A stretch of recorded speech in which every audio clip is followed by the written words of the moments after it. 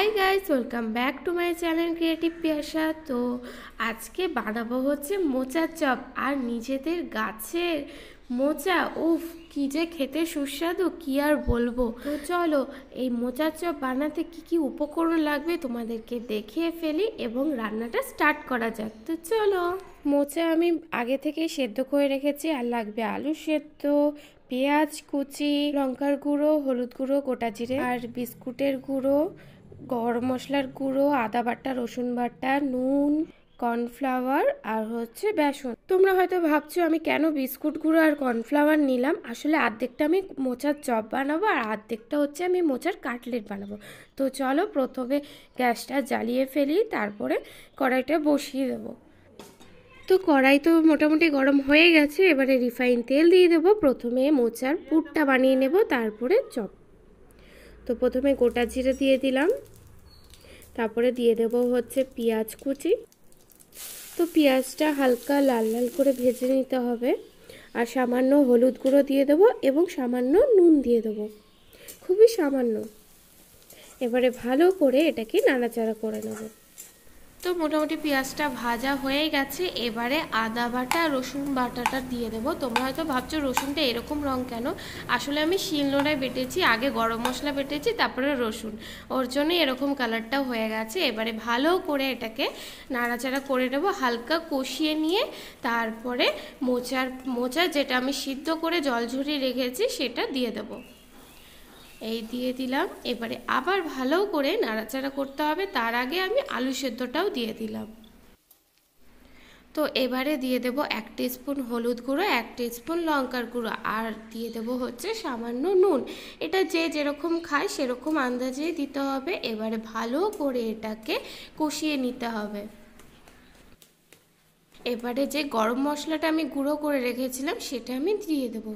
এটা আসলে প্যাকেটের গরম মশলা না, এটা আমি গোটা গরম মশলা শিলনোড়ায় বেটে নিয়েছি। তো পুরটাকে ভালো করে নাড়াচাড়া করে নিতে হবে। যখন দেখবি এরকম মাখো মাখো টাইপের হয়ে যাবে, তারপরে আমাদের পুর রেডি। এবারে নামিয়ে নেব পুরটাকে। এবারে একটা প্লেটের মধ্যে ঠান্ডা হওয়ার জন্য একটু ছড়িয়ে দেব, যাতে এটা ঠান্ডা হয়ে গেলে আমরা পুরটাকে হাতের সাহায্যে এরকম গোল গোল করে যে যেরকম শেপ দিতে চায় সেরকমভাবে, আমি একটু চাপটা ওভাল টাইপের করেছি, এরকমভাবে বানিয়ে নিয়ে একটা প্লেটে সাজিয়ে সাজিয়ে রাখবো। তো আমার মোটামুটি হয়ে গেছে পুর বানানো। এবারে চপটা ভেজে ফেলবো। এবারে আবার কড়াই বসিয়ে একটু বেশি পরিমাণে তেল দিয়ে দিতে হবে, কারণ চপ আসলে একটু ছাকা তেলেই ভাজা হয়। তো আমি তেলটা দিয়ে দিলাম। এবারে তেলটা গরম মোটামুটি হয়ে গেছে, এবারে বেসনে ডুবিয়ে আমি দিয়ে দেবো।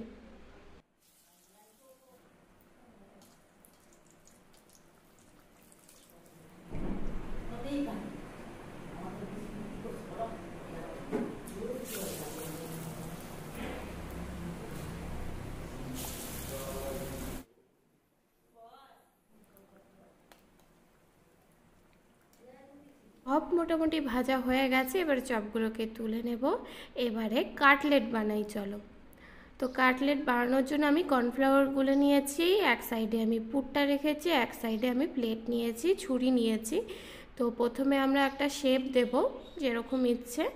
তো শেপটা দেওয়ার পর প্রথমে কর্নফ্লাওয়ারে ডোবাতে হবে। একটা কাঁটা চামচের সাহায্যে পুরটাকে তুলে আবার বিস্কুট গুঁড়োর মধ্যে এরকমভাবে ড্যাব ড্যাব করতে হবে এবং পুরো ভালো করে বিস্কুট গুঁড়োটা মাখিয়ে নিতে হবে এবং আবার কর্নফ্লাওয়ারের মধ্যে এটাকে ডোবাতে হবে। আবার কর্নফ্লাওয়ারের থেকে চামচ দিয়ে তুলে আবার বিস্কুট গুঁড়ো ভালো করে লাগিয়ে দিতে হবে। এরপরে এটাকে একটু প্লেটে রেখে এটাকে একটু হাতের সাহায্যে এবং ছুরির সাহায্যে এটাকে একটু সুন্দর শেপ দিতে হবে, তাহলে এটা দেখতেও ভালো লাগবে এবং খেতে তো ভালো হবেই।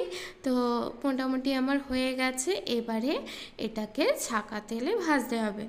তো ভিডিওটা যদি ভালো লাগে তোমাদের তো অবশ্যই কমেন্টে জানিও, তাহলে আমি রেসিপি আরও তোমাদের সাথে শেয়ার করব বিভিন্ন রকমের। তো এখানে দেখো তেল গরম হয়ে গেছে, এবারে কাটলেটগুলোকে ছেড়ে দেব এবং ভালো করে লাল লাল করে ভেজে নেব।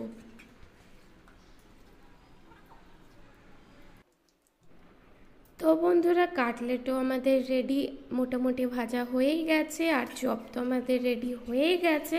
তো এবারে একটা সুন্দর প্লেটে সুন্দর করে সাজিয়ে নেব। তো কাটলেটগুলো ভাজা হয়ে গেছে, এবার প্লেটে তুলে নিই।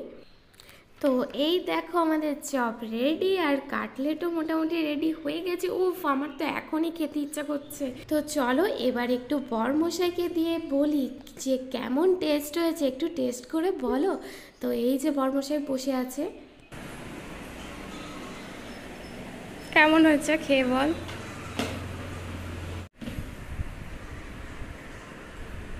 কেমন হয়েছে?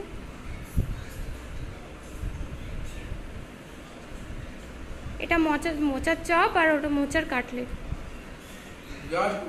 আমার তো ভালো লেগেছে। তো তোমাদেরও যদি ভালো লেগে থাকে প্লিজ লাইক, শেয়ার, কমেন্ট আর সাবস্ক্রাইব করো। আবার দেখাবে পরের ভিডিওতে। So tata, bye by.